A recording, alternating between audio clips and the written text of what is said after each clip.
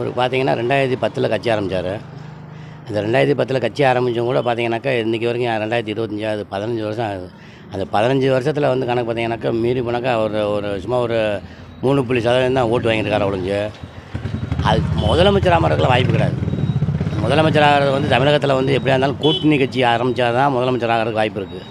தனித்து போட்டிட்டாக்க எவ்வளோ பெரிய கும்பலாக இருந்தாலும் முதலமைச்சர் ஆகிறதுக்கு வாய்ப்பு கிடையாது. ஏன்னா அவர் தனித்து நிற்கிறதில் ஒரு பிரயோஜனமே இல்லைங்க. என்னென்னு கேட்டிங்கன்னா இன்றைக்கி அவங்களுடைய கட்சிக்காரங்களே பார்த்தீங்கன்னாக்கா நாம் தமிழரில் உள்ள கட்சிக்காரங்களே பார்த்தீங்கன்னாக்கா ரொம்ப அவசரத்தில் இருக்காங்க. என்னென்னு கேட்டிங்கன்னாக்கா அவங்க ஒரு இதுக்குமே வந்து ஒரு கூட்டணி கட்சி இல்லாமல் வேட்பாளருக்கு அவர் இஷ்டத்துக்கு வேட்பாளர் அறிவிப்பார்.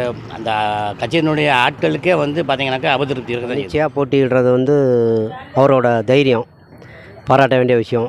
ஒரு நல்லதை செய்யலாம்ன்ற ஒரு நோக்கத்தில் செஞ்சுக்கிட்டு இருக்காரு. அதெல்லாம் தப்பான விஷயம் இல்லை, அவரை பாராட்ட வேண்டிய விஷயம்தான்.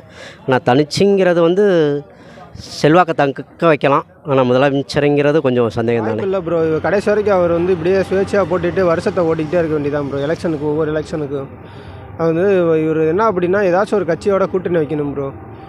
இல்லை அப்படின்னா அவரோட கட்டமைப்பை வந்து கொஞ்சம் மாற்றணும் ப்ரோ.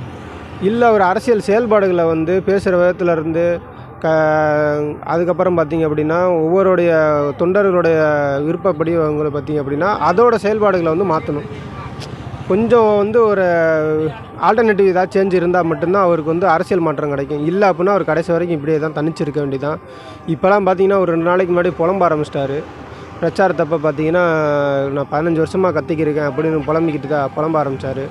அடுத்து பார்த்திங்க அப்படின்னா அவரோட இன்டென்ஷன் பார்த்திங்கன்னா மற்ற கட்சிங்களை வந்து டாமினேட் பண்ணாமல் ஒரே ஒரு கட்சியை மட்டும் டாமினேட் பண்ணுறாரு, டிவிகே மட்டும். அது என்னன்னு தெரிய மாட்டேது. அதாவது இப்போ அவர் எல்லா கட்சிக்கும் இப்போ ஒரு ஏடிஎம்கே, டிஎம்கே, டிவிகே எல்லோரும் எதிரினா இப்போ எல்லா கட்சியும் அவர் வந்து டாமினேட் பண்ணலாம்.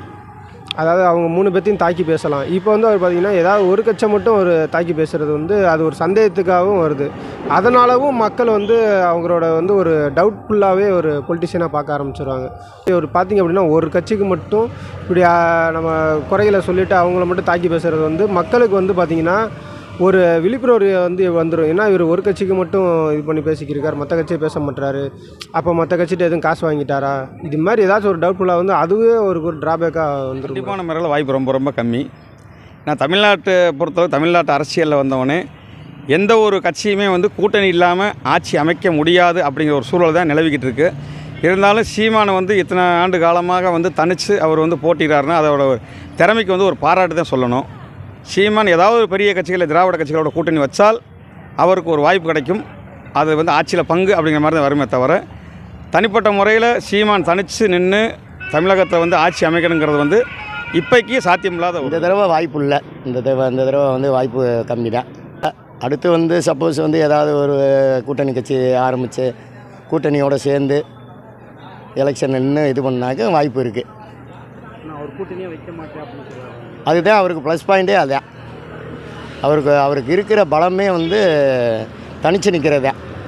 யாரும் நல்லவங்க இல்லை அப்படின்றது மாதிரி அவர் இது பண்ணி தனிச்சே நிற்கிறாரு. தமிழ் தேசியத்தில் வந்து உறுதியாக இருக்கார்.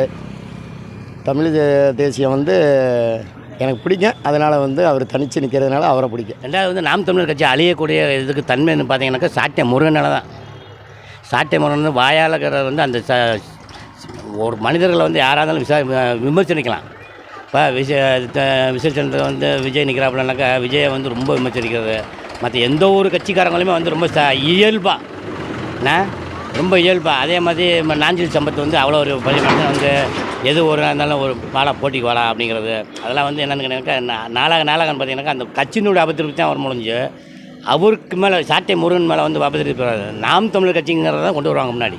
சாட்டை முருகனால தான் நாம் தமிழர் கட்சியே அழியுது. நாம் தமிழர் கட்சியில் வந்து என்னென்னு கேட்டால் சாட்டை முருகன் வந்து ஒன்றும் இல்லை, பக்கத்து வீட்டுக்காரங்கள்ட்ட வந்து இது பண்ணிக்கிட்டு இருக்கையில் கூட வந்து அவர் அடுத்தவங்களை வந்து அபத்திருப்தி தான் பேசுகிறாரு. அந்த அவதரிப்பான பேச்சுக்கள் வந்து என்னன்னாக்கா அவர் சாட்டை முருகன் மேலே வந்து யாருக்கும் வெறுப்பு வராது. அந்த நாம் தமிழர் கட்சியினுடைய வெறுப்பு தான் அவர் முடிஞ்சு மற்றபடி எதுக்கும் வராது. இன்றைக்கி இல்லை, இன்னும் ஒரு 10 வருஷம் கழிச்சு கூட சான்ஸுகள் இருக்கலானே, அடிச்சு சொல்லலாம். அது சான்ஸுகள் இருக்குது. ஏன்னா மக்கள் வந்து புரிஞ்சுக்கிற தன்மை இன்றைக்கி அதிகமாக இருக்குல்ல. வந்து மாதிரிலாம் இல்லைங்க. இன்றைக்கி வந்து படிச்சிருக்காங்க, எல்லாமே புரிஞ்சுக்கிறாங்கல்ல, யார் என்ன நோக்கத்தில் இருக்காங்க அப்படின்ற ஒரு எண்ணங்களுக்கு வந்து மக்கள்கிட்ட வந்து இருக்குது. கண்டிப்பாக வந்து அது என்றைக்காவது ஒரு சூழ்நிலையில் வந்து அமையறதுக்கு சான்ஸுகள் இருக்குது. இன்றைக்கி இல்லை, என்றைக்காவது கண்டிப்பாக இருக்கும். ஆனால் வந்து எப்படியும் இன்னும் ஒரு 10-20 வருஷம் ஆகும். ஆனால் அவர் பேசுகிற பேச்செல்லாம் வந்து தெளிவாக தான் பேசுகிறாரு, வைக்கிறாரு. இன்னும் மக்களுக்கு போய் அதை சென்று அடையலை.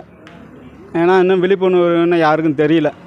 ஆனால் கொஞ்சம் காலம் ஆகும். வார்டுலேருந்து மாற்றணும் ப்ரோ. அவர் வார்டுலேருந்து அவர் களப்பணி வந்து கொஞ்சம் கரெக்டாக இருக்கணும் ப்ரோ. அதாவது பார்த்தீங்கன்னா அவர் வார்டில் இருந்து பார்க்கணும் அப்படின்னா ஒவ்வொரு வார்டில் வந்து எலெக்ஷன்ஸ் டைம் சீசன்ஸ் டைமில் மட்டும் அவர் வந்து வேலை பார்க்கக்கூடாது. எல்லா டைமும், அதாவது ஆல் ஓவர் டைம் பார்த்திங்க அப்படின்னா ஒவ்வொரு வார்டுலேயும் அவரோட செயல்பாடுகளை வந்து கொஞ்சம் அப்போ ஒரு மாதத்துக்கு 2 ஆக்டிவிட்டி, அதாவது 3 ஆக்டிவிட்டீஸு ஏதாச்சும் ஒன்று பண்ணிக்கிட்டே இருக்கணும். வார்டு அளவில் இருந்து பண்ணிக்கிட்டு இருக்கணும். அப்போ தான் அவரோட கட்டமைப்பு வளரும், கட்சியோட அரசியல் வளர்ச்சியும் வளரும். இல்லை அப்படின்னா இது மாதிரி புலம்பிக்கிட்டே இருக்க வேண்டியதான். ஒரு 3 ஒவ்வொரு எலெக்ஷன்லேயும் பார்த்திங்கன்னா அதாவது நான் வந்து 15 வருஷமாக புலம்பிக்கிருக்கேன், எனக்கு யாரும் ஓட்டு போட மாட்டேறீங்க, தன்னிச்சையாகவே செயல்பட்டு இருக்கேன் அப்படின்னு அவர் சொல்ல வேண்டியதான் அவர்.